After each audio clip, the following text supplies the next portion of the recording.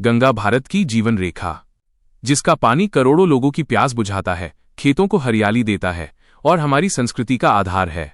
लेकिन इसी गंगा का पानी पिछले 30 साल से एक अंतर्राष्ट्रीय समझौते के तहत बांग्लादेश के साथ बंट रहा है।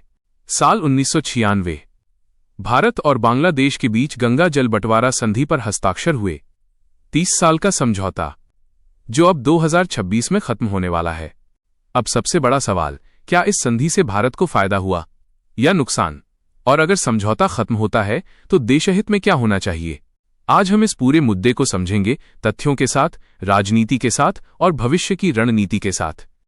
गंगा जल संधि आखिर है क्या? यह समझौता फरक्का बैराज से जुड़े पानी के बंटवारे पर आधारित है। फरक्का बैराज पश्चिम बंगाल में है, जहां से गंगा का पानी हुगली नदी में मोड़ा जाता है ताकि कोलकाता पोर्ट में गाद न जमे। संधि के अनुसार जनवरी से मई के सूखे मौसम में पानी का बंटवारा तय फॉर्मूले से होगा। हर 10 दिन में पानी की मात्रा तय की जाती है। अगर जलस्तर बहुत कम हो जाए तो दोनों देश बातचीत से समाधान निकालेंगे। सुनने में संतुलित लगता है, लेकिन असली कहानी इससे कहीं ज्यादा गहरी है। क्या भारत को फायदा हुआ? 1. कूटनीतिक मजबूती। 1996 के बाद भारत बांग्लादेश रिश्तों में सुधार आया। सीमा विवाद कम हुए। आतंकवाद के खिलाफ सहयोग बढ़ा। पूर्वोत्तर भारत के लिए ट्रांजिट और कनेक्टिविटी के रास्ते खुले। एक तरह से देखा जाए तो ये संधि सिर्फ पानी नहीं, विश्वास का पुल थी। 2. क्षेत्रीय नेतृत्व की छवि। भारत ने दुनिया को संदेश दिया कि वो एक जिम्मेदार पड़ोसी है। दक्षिण एशिया में यह कदम भारत की बड़े भाई वाली छवि को सकारात्मक दिशा में ले गया। 3. फरक्का और कोलकाता पोर्ट। हुगली नदी में पानी बनाए रखने से कोलकाता पोर्ट को फायदा हुआ। अगर पानी कम होता तो व्यापार पर बड़ा असर पड़ सकता था। तो फिर नुकसान कहां हुआ? 1. सूखे मौसम में दबाव। जनवरी से मई, जब गंगा का जलस्तर खुद कम होता है, उसी समय बंटवारा भी करना पड़ता है। इससे बिहार और पश्चिम बंगाल के कुछ हिस्सों में सिंचाई प्रभावित हुई। किसानों ने कई बार पानी की कमी की शिकायत की। 2. बदलती जलवायु। 1996 में जो हालात थे, 2026 में वे पूरी तरह बदल चुके हैं। ग्लेशियर पिघल रहे हैं, बारिश का पैटर्न बदल गया है, आबादी बढ़ी है और पानी की मांग कई गुना बढ़ चुकी है।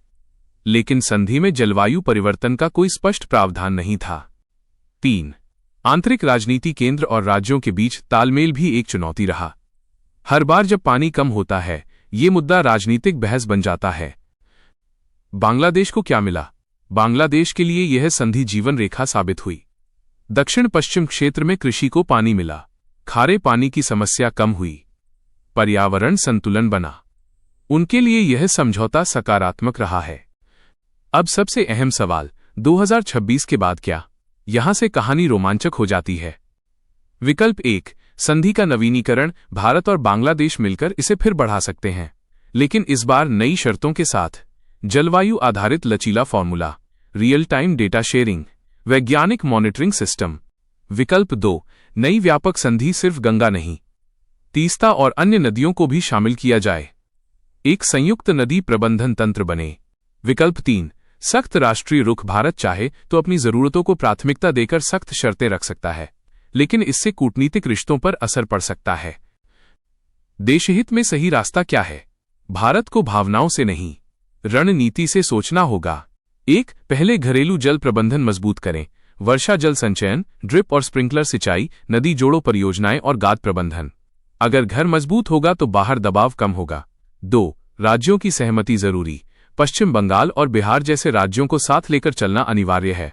3, डेटा आधारित निर्णय। हाइड्रोलॉजिकल डेटा, वैज्ञानिक अध्ययन और भविष्य की जलवायु रिपोर्ट के आधार पर नई शर्तें तय हों।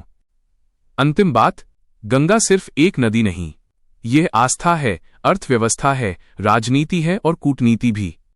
पिछले 30 साल में भारत को बड़ा नुकसान नहीं हुआ, लेकिन हालात बदल चुके हैं। अब 2026 एक मोड़ है। या तो भारत नई शर्तों के साथ संतुलित समझौता करे या क्षेत्रीय जल नीति का नया मॉडल पेश करे। देशहित यही कहता है, किसानों का हक सुरक्षित रहे, राज्यों का संतुलन बना रहे और पड़ोसी से रिश्ते भी मजबूत रहें। अब फैसला नीति निर्माताओं के हाथ में है, लेकिन असर करोड़ों लोगों के जीवन पर पड़ेगा। आप क्या सोचते हैं? क्या संधि को नवीनीकरण करना चाहिए या नई शुरुआत करनी चाहिए? अपनी राय जरूर बताइए।